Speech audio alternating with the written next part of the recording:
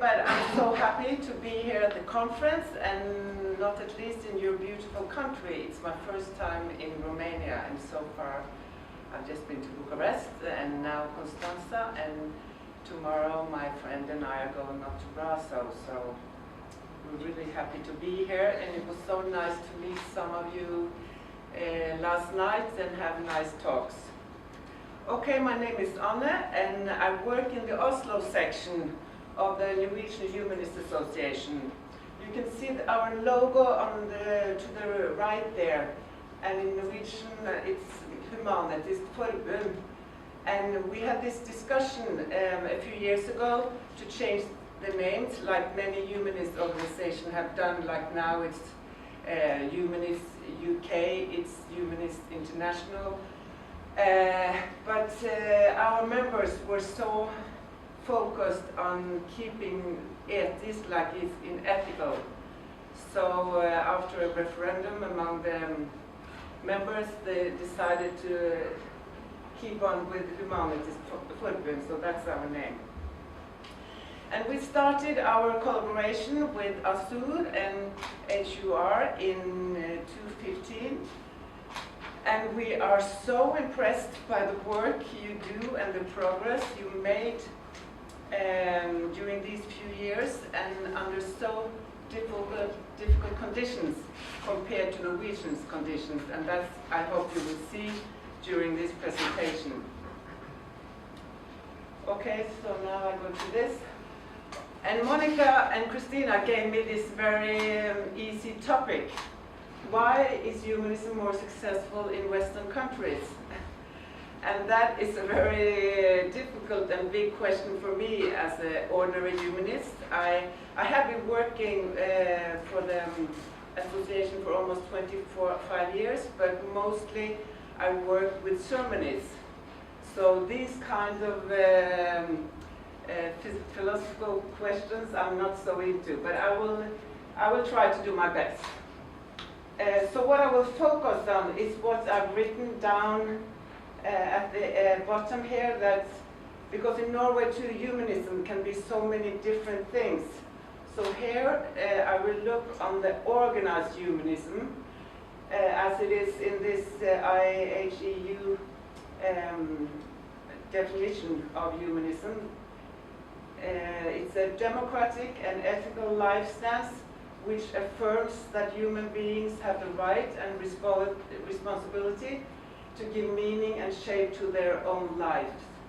So it's the conditions for a humanist life stance organization in Norway that in a way will be the focus. Okay, so I'm not at all expert on the topic, and I'm sure that many of you here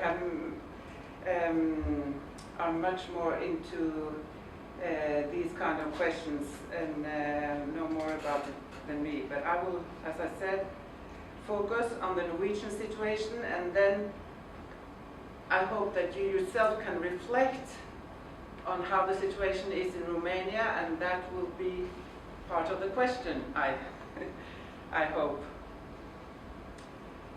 So I will just, it's not a long presentation, I will just go through it, and then if we have time, maybe we can have some questions.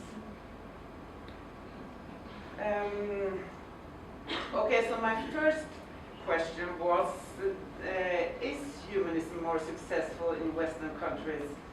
And as I said, I don't have much knowledge of it, but I know that the situation in earlier communist countries in Europe is very different. Like the Czech Republic has become, if not very, more secular, while Poland and Russia has become more religious.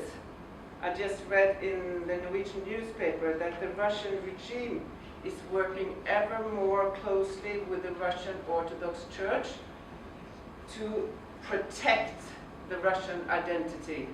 So they have become very close.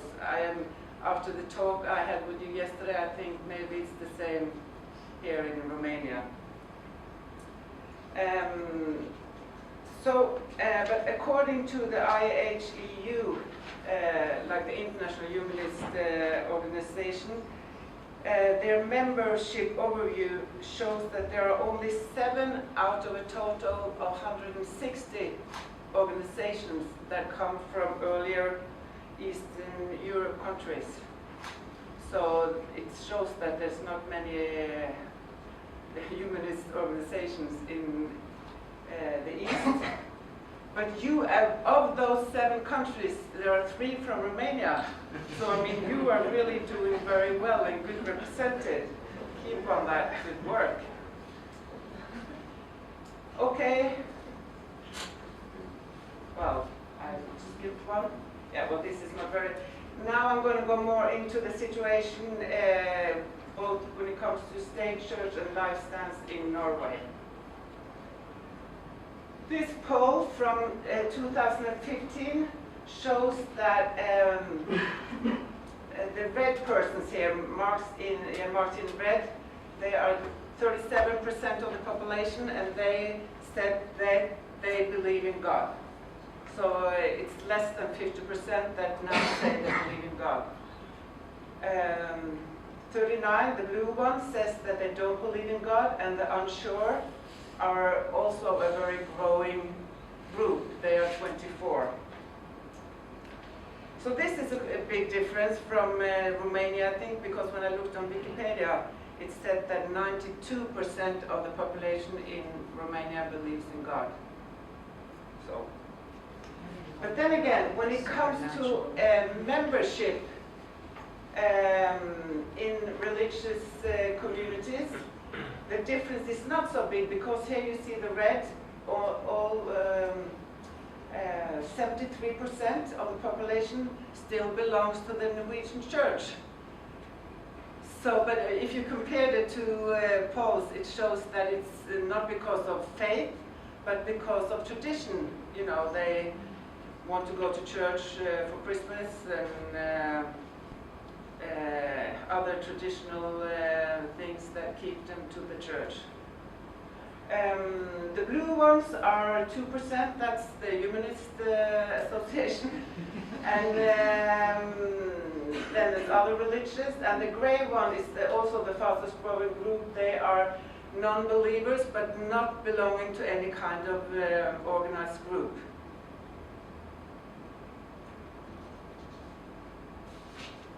Okay, and then a little about the Church of Norway.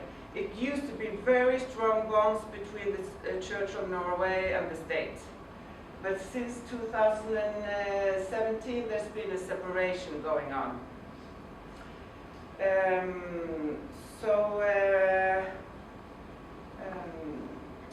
I think most political parties, if we have one that is definitely working against this, it's called Christian Folk Party or something like that. But they are not big, luckily. But most political parties in Norway agree on the necessity of this separation. And the common goal, I think, for most politicians is now to work for a pluralistic society in a secular state based on human rights. So that for us sounds very good. But there is still, so you can see some of the points. I mean, from 2017, the priests are now employed by the church. They were employed by the state earlier. And the church is from the same date an independent legal entity. Yes, and the church is legally based on and defined in the Constitution.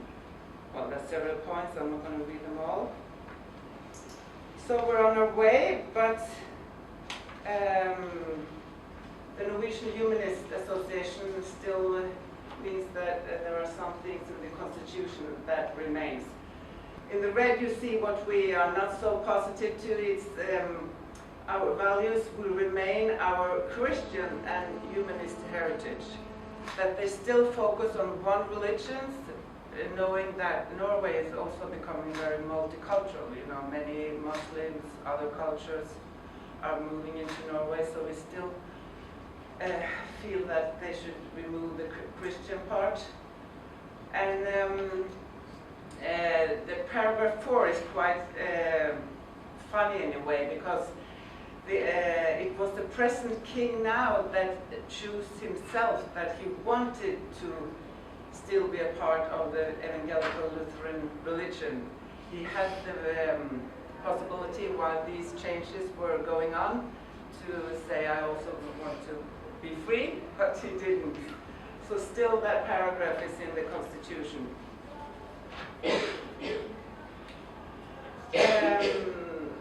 So like I said earlier, the grant scheme. No, it's this we have, which is very important to us, is that we have equal financial support as the church and other religious groups in Norway. So the last green point there, which we're very fond of, says that all religious and belief communities should be supported on equal terms. So later on you will see what that means in to our financial situation, because a lot of money that the church gets per number, and then we get the equal part. And I don't think there are any similar system in any other country in the world. I've never heard about it. Like in Scandinavia and Denmark, where we have very often the same kind of laws and rules, they don't have this system. So it's we're very lucky in Norway to have this this law in the Constitution. I just put this down to show you a couple of examples that human rights are highly respected in Norway. Like you say, everyone has the right to perform religious activities alone or together with others. And to establish religious community is a right. I suppose that's the same here in Romania.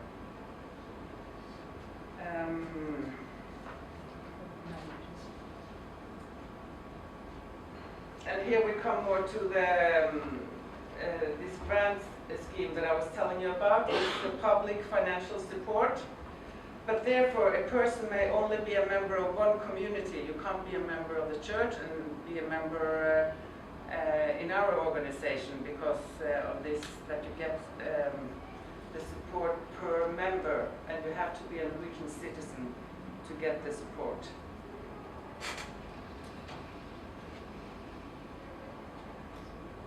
Okay, and this is only just some details from this program.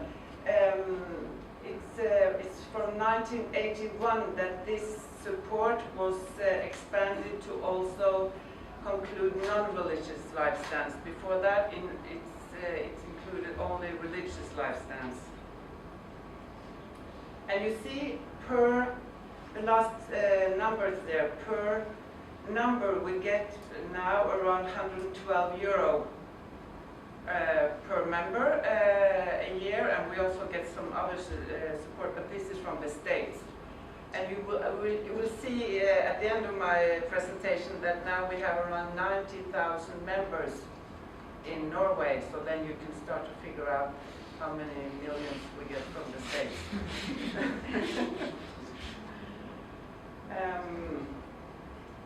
So I suppose that this sounds like heaven for you in Romania, but compared but we still feel there are some inequality in our system. Like it says here, the church will be funded regardless of its membership numbers, but we have to have very strict membership dates to get our support. And the church will still stay in charge of the burial sites. That's also something we are working to get changed. Okay, I also wanted to mention that since 1996, The Norwegian Human-Etisk Association has been very active member of a council for religious and lifestyle communities. There has been lately, after this migration to Norway, coming from many different kind of religious cultures, how to find the balance between being critical towards religion and having dialogues. Because in the early days our organization, it was based very much on critical thinking and critical against religion. But now I see, especially among the young humanists in our organization, are more into changing people with dialogue than too much criticism. So there is a change. But I don't know if you can see it, but this is a council state, or started by the state, and their goal for this council is to promote mutual understanding and respect for different religious groups and lifestyles, and it really has been functioning quite well in Norway. Okay, well now I will finish off with showing you some statistics from our organization. The Humanist Association in Norway was started in 1956, and as you can see, for the first 20 years to 76, there were hardly any progress in membership numbers. So in the late 70s, there were many campaigns against the state church in Norway. I think it had a lot to do with the churches, how they were fighting against abortion, new abortion laws and things like that. So that really started to help us. You know, that's the thing, we can have campaigns to get many members and we hardly grow at all, but every time the church says or does something really crazy, then we can see that our numbers raise very much. So, you have existed for like, how many years, Monica? 8, yes, so you have to be patient. In 12 years you're going to be thousands of members, hopefully. The church also helps us. Okay, so most of our work, especially in the 18 counties, like I say, I don't work in the main office, but I work in the Oslo county. And the main work for us are the ceremonies. Here I'll show, like, you see the name-giving ceremonies instead of going to church, baptism, so we have the name-giving ceremony. Down below is from the confirmation ceremony. I will say a few words about that because it's very special in Norway. And then we have the weddings. That's, you have Daniel, and we have others who do the weddings. And then at the bottom, the funeral. Okay, the confirmation ceremony is very special in Norway. It's a coming of age ceremony for youth around 15 years old, and it includes a course, a 10-week course, based on ethical and critical thinking. And it was a compulsory Christian tradition from the 17th century. So when I was young, everybody did this. I mean, there wasn't a question if you were going to have this confirmation ceremony in the church or not. Everybody did it. But then in 1956, like I said, the association was started then. It was a father. He was professor in biology, I told you. So when his children got to the age 14, 15, he was so concerned. They shall not have to go to church to do this ceremony of coming of age. So he started the confirmation ceremony, and that's partly the main reason why we've been growing so fast also, because now it's like 20% of the youth in Norway join our confirmation instead of the church. Yes, then we can go to the next one, because there you see some of the numbers. Like this was from 17, there were 11,000 youth confirmants that did it from us, that had our ceremonies. And that's, like I said, almost 20% of the population in that age that wants to have ceremonies. Okay, like I said, now we have past 90,000 members. We have 120 local chapters and a lot of active members. And then I want to give a honor to my friend I'm traveling with, Tula. She's one of the local the volunteers. Because we have all these ceremonies all around the country, and we depended on volunteers to have all these ceremonies because it's a lot of work, you know.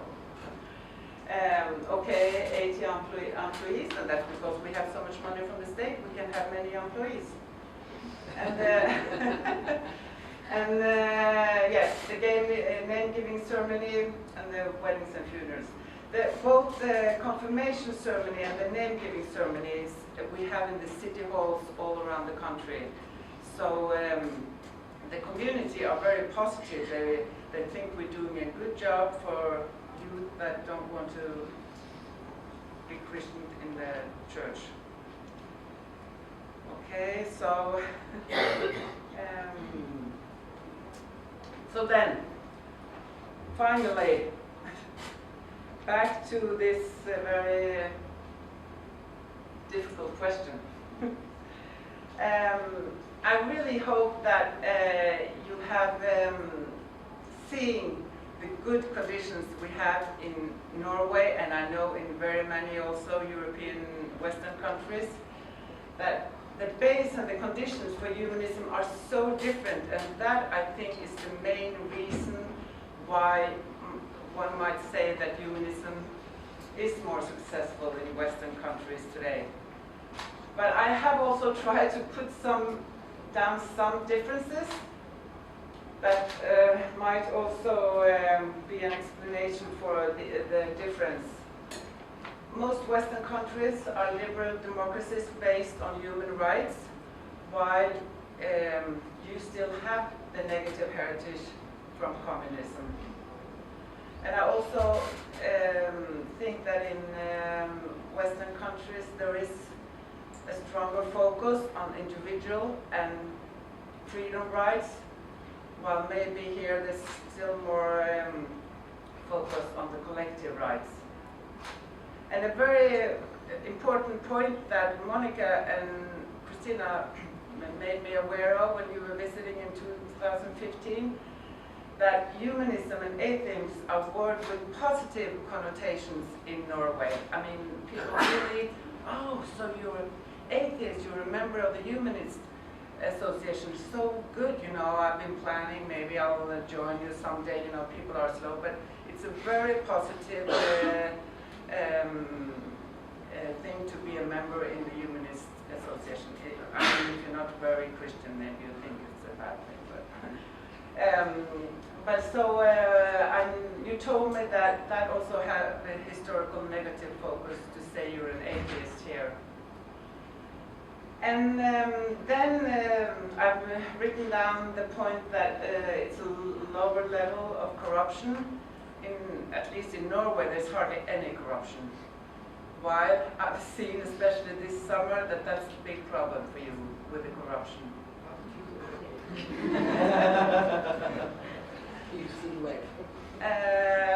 Okay, and then this last point I've put down, I've written a lot of questions mark because I think it's very difficult to bring it up because there seems to be a different level of tolerance towards otherness. And that was discussed in Norway and other European countries with the migration crisis. where they saw that earlier Eastern communist countries were more restrictive of letting migrations, refugees coming from Africa or Muslim countries. But I also know that that is a very complex matter with so many reasons, with your history and everything. So when I put it down, I didn't really think so much about this with the migration thing to Europe, but more I had it from my son, who studied medicine in Poland, in Krakow for 6 years. And he's also an atheist, no wonder, since his parents are atheists.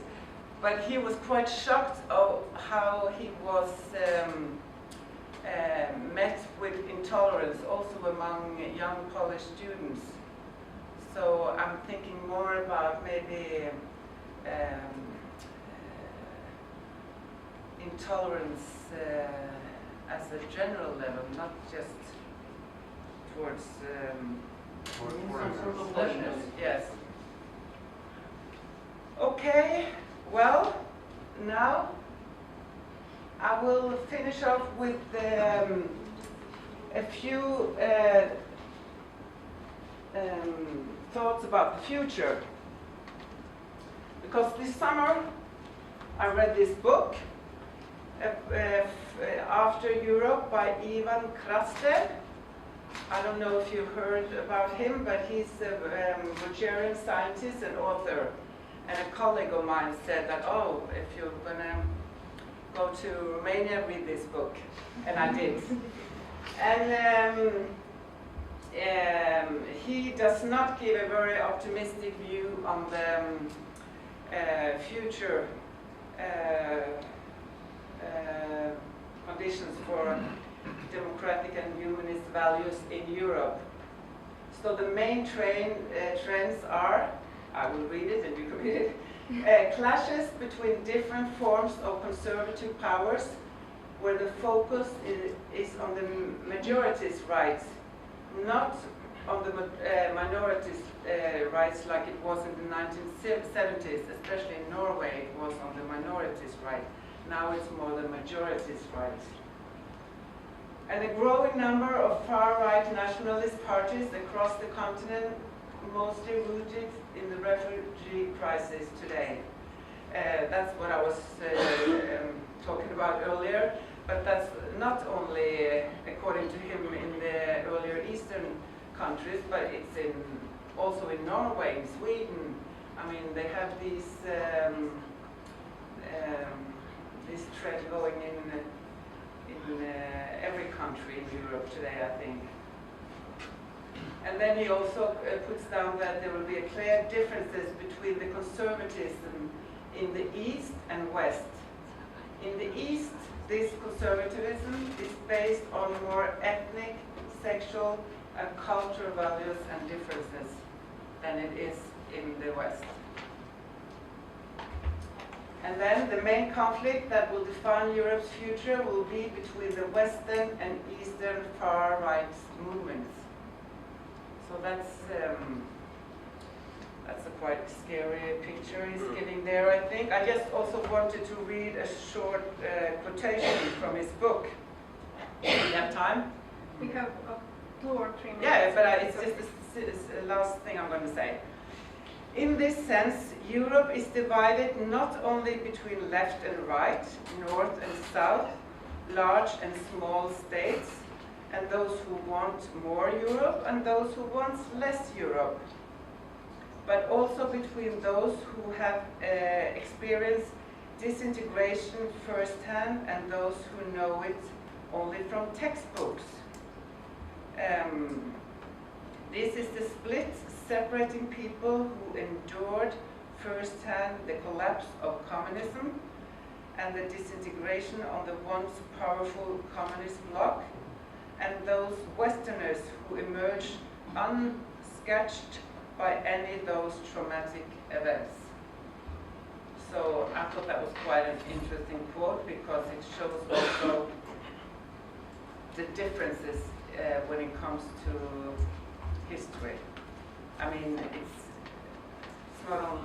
not even 30 years ago that you had Ceausescu and the communist system. So, well, that was it. So I was going to try to finish up with something positive. So I said, let's hope that humanism can fight these negative trends in Europe today. So good luck with your important work you do here in Romania. And also good luck with the rest of your seminar. I'm not going to be here because I don't understand the words Romanian. But if you want to look up our website, it's human.no. So thank you for your attention. Thank you.